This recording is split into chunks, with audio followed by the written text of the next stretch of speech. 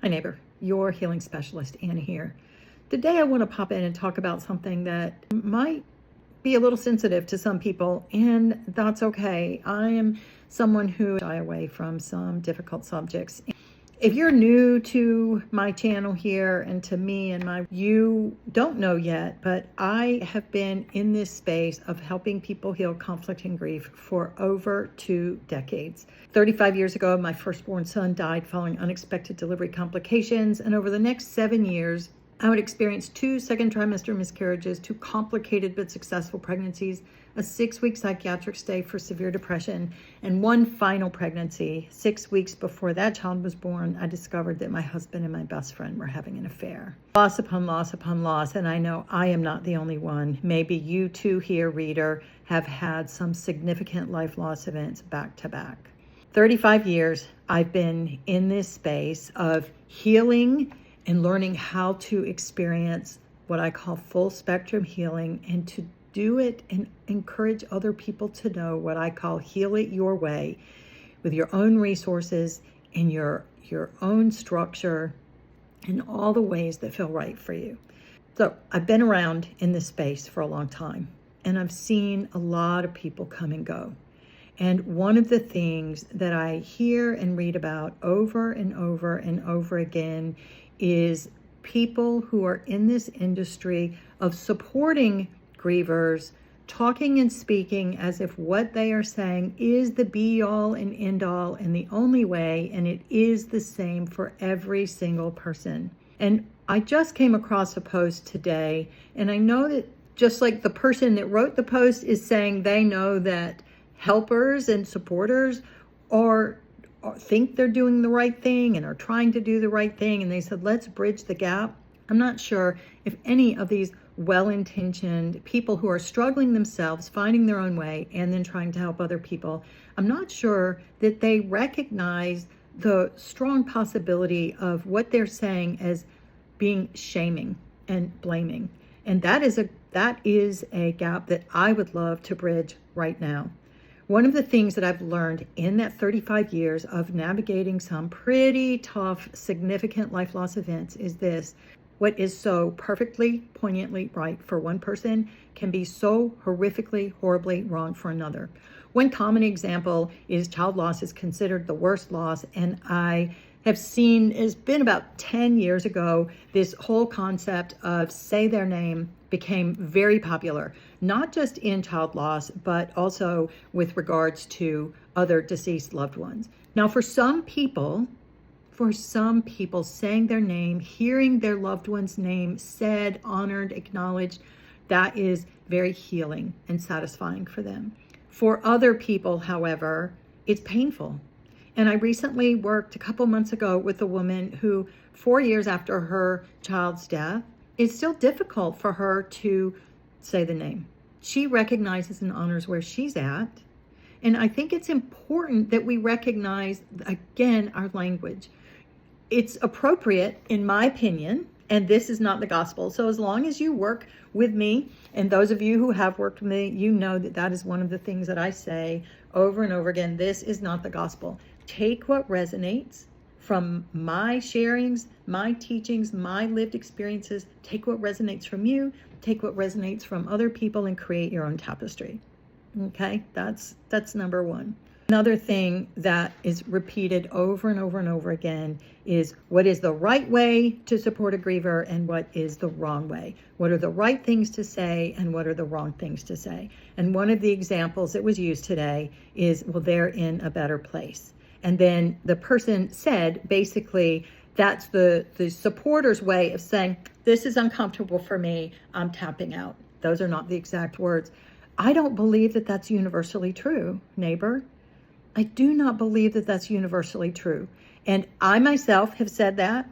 I myself have been in front of dozens of people, from cancer diagnoses to health to career-ending injuries to parents who have suffered, grandparents, people who have suffered in their past, and their loved ones have said to me, they're in a better place right now. That's what that person needs. That's what they believe. That's what is bringing them comfort and joy.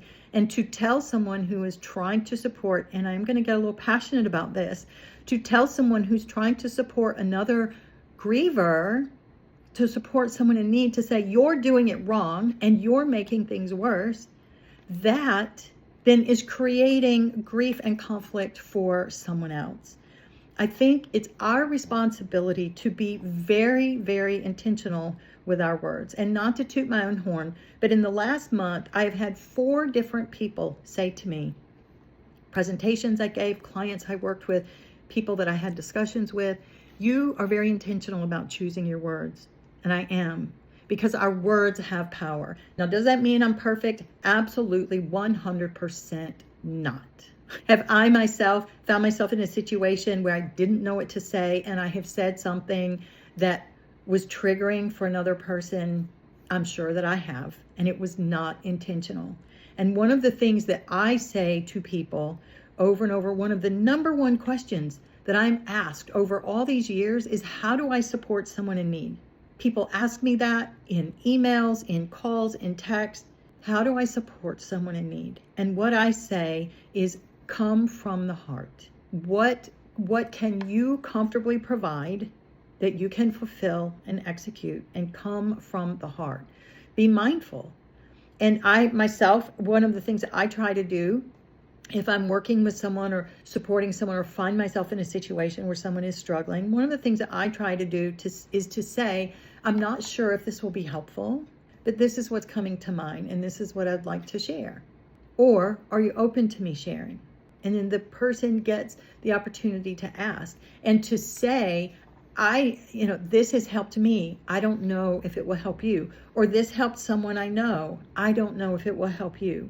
When someone is first and fresh and their grief is raw, their loss experience is new-ish, it can be up to a year or 2 years, sometimes 3 years, depending on the circumstances, sometimes longer. It feels raw and fresh.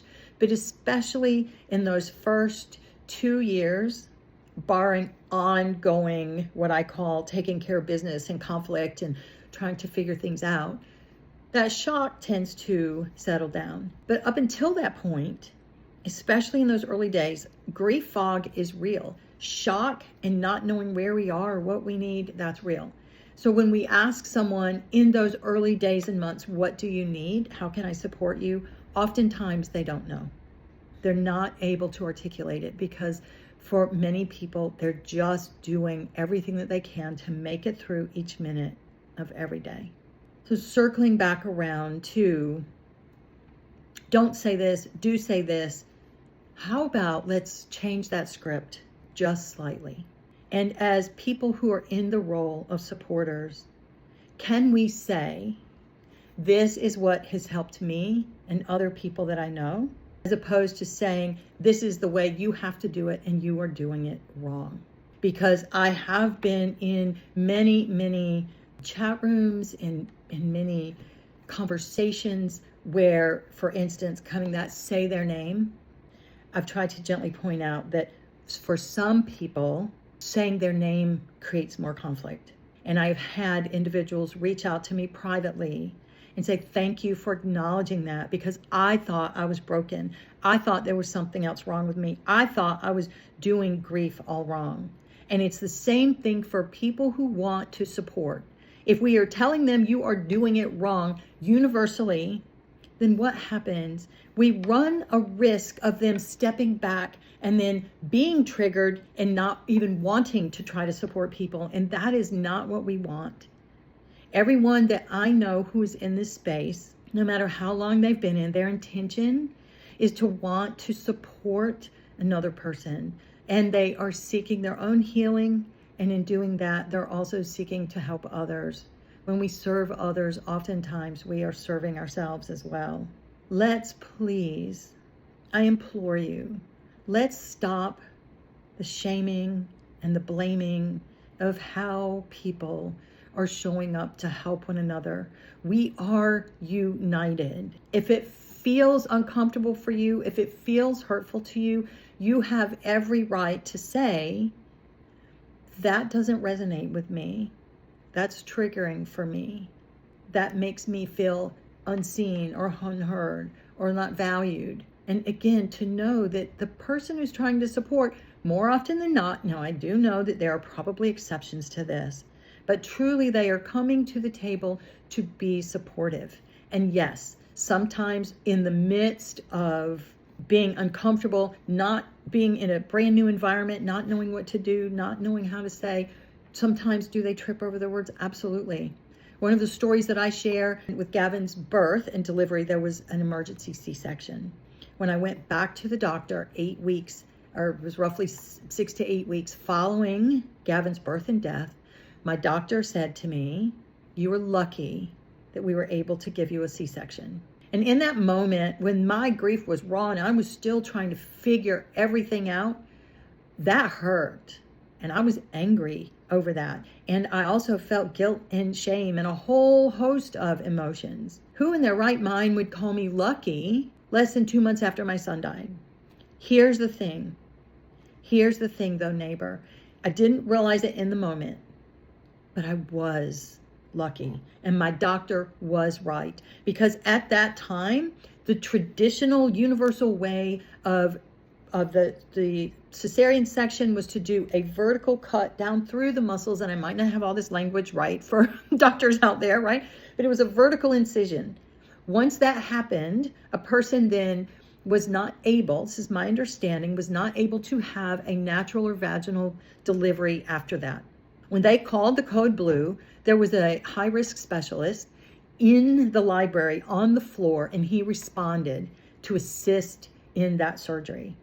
He knew he had the modern techniques and strategies to do the horizontal cut, which would then enable mothers to go on and try to have a vaginal delivery afterwards. I had 2 cesarean sections and I had 2 natural births. That neighbor is lucky. I was lucky. My doctor was correct. I didn't know what was to come. I didn't have all of that information. Being able to have 2 subsequent vaginal deliveries and the recovery being that much faster, I was lucky. And so I hope that something lands. I certainly am not trying to place blame or shame on anyone who is currently using language that is, I am the expert and this is the only way. I do invite us all, though, to reflect, to be mindful of our language, to be mindful of the impact and the influence that we have. One of the other stories that I share often about this is the death of a child being labeled as the worst loss. Flash forward 7 years of those 7-year string of losses to the affair between my husband and my best friend. I had already come to believe, because people had told me, an industry and people who had lived experience before me, I took it that when they said this is the worst possible thing a parent could ever go through, that was my story. I had already survived the worst possible thing a human could endure. When I discovered the affair between my husband and my best friend, the pain felt as significant, if not more so, than what I experienced in Gavin's death. And I started to have this feeling, this belief, and this questioning, what is wrong with me? I've already experienced the worst possible thing a human can endure, so why am I crying over spilt milk? This should be easy. It prolonged and delayed any healing because it prolonged and kept me in that space of conflict and grief. Again, neighbor, again, we are here. We are all showing up. We are doing the best we can with what we have, with where we're at. And I invite you, whether you're a griever, whether you are someone who is in the field of supporting grievers, or whether you're in a current position where you're both of those things, I invite us all to be a little more intentional about our language, and to recognize and remember that those who are entering onto this path of navigating loss, grief, and healing journeys are susceptible to what we are sharing.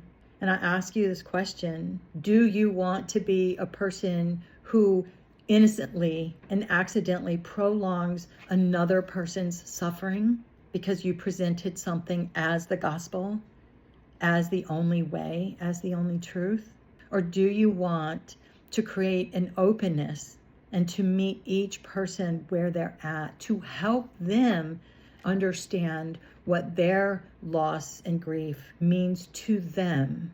Because each one of us are uniquely different. I want to close by saying thank you. Thank you to every person for your courage to show up for yourself, for your courage to do these hard things, to explore and discover what all of this means to you, and to take steps toward healing. If you are here watching this video, for whatever reason, you, neighbor, are taking a step towards healing something in your life. And when you do that, just by being you, you are opening the door for other people to heal themselves as well. As always, I see you, I feel you, and I believe in you, neighbor. Together, and I mean this, together we can help heal worlds of hurt. I believe that. And let's do it with compassion, curiosity, and meeting each person where they're at. Until next time, take care.